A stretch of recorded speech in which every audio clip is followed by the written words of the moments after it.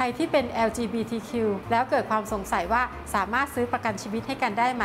ตอบได้เลยค่ะว่าสามารถซื้อได้เอาจริงๆเลยนะคนเราทุกคนน่ะความรักไม่เลือกเพศชาติศาสนาฉะนั้นเราสามารถจะทำให้ซึ่งกันและกันได้นอกจากจะทำให้กันแล้วเรายังสามารถใส่ชื่อเขาเป็นผู้รับผลประโยชน์ได้ด้วยเห็นไหมคะว่าเราเป็นการที่รักแล้วก็ยังเติมความมั่นคงลงไปในความรักด้วยกระบวนการทำเนี่ยก็มีกระบวนการขั้นตอนในพิจารณาที่เหมือนกับคนทั่วไปแต่อาจจะต้องมีหลักฐานเพิ่มเติมให้มากขึ้นอีกนิดอย่างเช่นมีอายุ18 ปีขึ้นไปเพื่อที่ว่าบรรลุนิติภาวะแ